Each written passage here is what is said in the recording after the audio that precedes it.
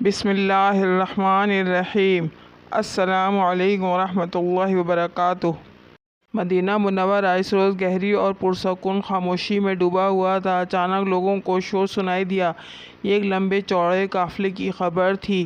لوگوں نے پوچھا کہ آج مدینے میں کیا ہو گیا ہے۔ جواب ملا، یہ عبد الرحمن بن عوف رضی اللہ عنہ کا قافلہ ہے جو شام سے مال تجارت لے کر آیا ہے۔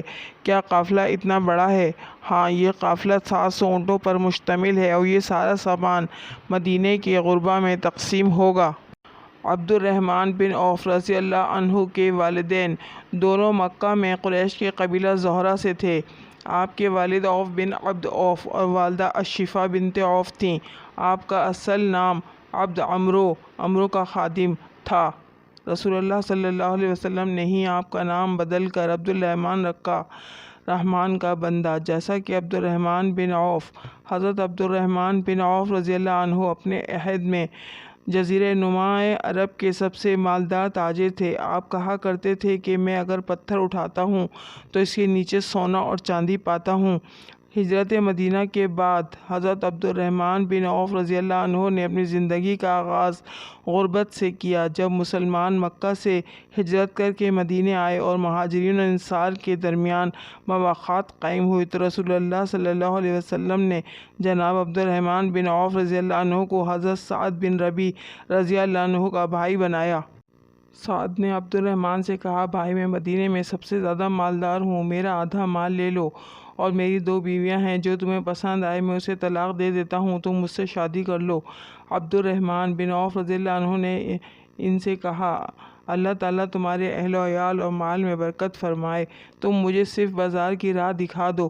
حضرت عبد الرحمن بن عوف رضی اللہ عنہ نے مدینے میں اپنے نئے کاروبار کی شروعات صرف 4 دینار سے کی۔ آپ بازار گئے، کچھ مال خرید کر فروخت کیا اور نفع کما لیا۔ آپ نے ایک روز اپنے بارے میں رسول اللہ کو فرماتے سنا کہ اے ابن عوف، تم دولت مند ہو، تم سوستروی سے جنت میں داخل ہوگے، لہٰذا اللہ کو قرض دو، تمہارے قدم کھول دیے جائیں گے۔ جس روز سے آپ نے رسول اللہ صلی اللہ علیہ وسلم کی زبان مبارک سے یہ نصیحت بھرے کلمات سنے، آپ اپنے رب کو قرض حسنہ دینے لگے اور اللہ بھی اس کو کئی گنا بڑھاتا رہا۔ رسول اللہ صلی اللہ علیہ وسلم نے غزوہ تبوک کا ارادہ فرمایا تو صحابہ کو انفاق فی سبیل اللہ کا حکم دیا۔ حضرت عبد الرحمن بن عوف رضی اللہ عنہ صدقہ و انفاق کرنے والے اس اولین گروہ میں شامل تھے۔ رسول اللہ نے عطیے کی وصولی کے بعد جناب عبد الرحمن سے پوچھا، عبد الرحمن، کیا اہل خانہ کے لیے بھی کچھ چھوڑا ہے؟ جناب عبد الرحمن نے جواب دیا، یا رسول اللہ صلی اللہ علیہ وسلم، میں نے ان کے پاس وہ اجر چھوڑا ہے جس کا اللہ اور اس کے رسول صلی اللہ علیہ وسلم نے وعدہ فرمایا ہے۔ اس دنیا سے رخصت ہوتے وقت آپ رضی اللہ تعالیٰ عنہ نے 50,000 دینار فی سبیل اللہ تقسیم کرنے کا حکم دیا۔ اسلام میں سب سے زیادہ بلند مرتبہ وہ لوگ سمجھے جاتے ہیں جو غزوہ بدر میں شریک ہوئے۔ انہوں نے غزوہ بدر میں شرکت کرنے والے زندہ اصحاب میں سے ہر ایک کو 4,000 دینار دینے کی بھی وصیت کی۔ اپنے ورثہ کے لیے کئی ہزار اونٹ، گھوڑے اور بکریاں ترکے میں چھوڑ گئے۔ عبد الرحمن بن عوف رضی اللہ عنہ کی کل مالیت 3 ارب 10 کروڑ 30 لاکھ دینار اسلامی دینار اور 1 دینار 4.25 گرام سونا ہر سکہ تھا، جس کے مطابق کل سونا 1 کروڑ 31 لاکھ 87 ہزار 750 کلو گرام بنتا ہے۔ موجودہ ریٹ کے مطابق 1 کلو سونے کی قیمت 56,177 امریکی ڈالر ہے۔ اگر پوری دولت کو موجودہ دور کے مطابق امریکی ڈالر میں تبدیل کیا جائے تو عبد الرحمن عوف کا کل نقد اثاثہ 7 کھرب 40 ارب 84 کروڑ 82 لاکھ 31 ہزار 750 امریکی ڈالر بنتے ہیں، یعنی 740.9 بلین ڈالر۔ اور اگر اسی مالیت کو پاکستانی کرنسی میں بدلیں تو عبد الرحمن عوف کی دولت یعنی 15,928 ٹریلین روپے۔ اگست 2022 کی رپورٹ کے مطابق دنیا کا سب سے امیر انسان ایلن مسک ہے، جو کہ عبد الرحمن بن عوف کے 271 USD کے کل اثاثہ جات 271 بلین ڈالر کی صرف کیش منی کا تیسرا حصہ بنتا ہے۔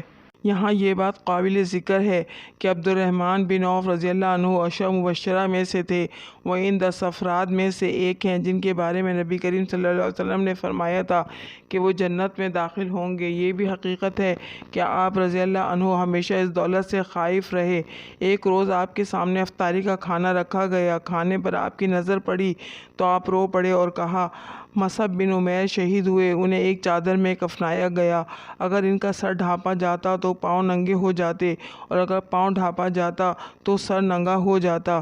حمزہ رضی اللہ تعالیٰ عنہ شہید ہوئے، ان کے کفن کے لیے ایک چادر کے سوا کچھ نہ ملا۔ پھر دنیا ہمارے سامنے خوب پھیلا دی گئی اور ہمیں اس سے بہت کچھ عطا ہوا۔ مجھے خدشہ ہے کہ کہیں ہماری نیکی کا بدلہ ہمیں یہاں ہی نہ دے دیا جائے۔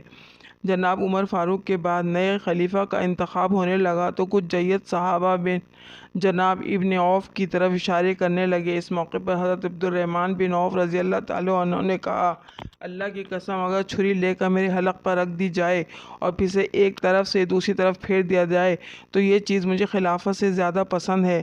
اتنا مالدار شخص اور چوٹی کا کامیاب بزنس مین دنیا سے رخصت ہوتے ہوئے اللہ کے نبی صلی اللہ علیہ وسلم سے جنت کا ٹکٹ لے کے جا رہا ہے۔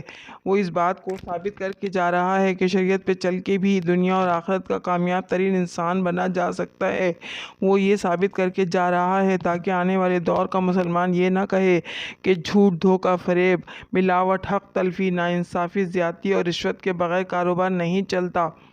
حضرت عبد الرحمن بن عوف رضی اللہ عنہ کی کاروباری حکمت عملی کے 3 اصول تھے۔ نمبر 1، نقد خرید و فروخت۔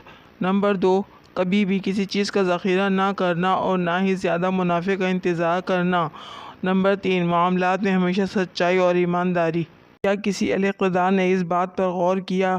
یہ ہے اسلام کے ایک مالدار اور دولت مند شخص کی کہانی۔ کوئی ہے جو عبد الرحمن بن عوف رضی اللہ عنہ کی اس روایت پہ چل سکے؟ کوئی بادشاہ، سلطان، شیخ، کوئی وزیر اعظم، کوئی صدر، کوئی گورنر، کوئی مشیر۔ حضرت ابن عوف اپنے مال کے غلام نہیں، مالک تھے۔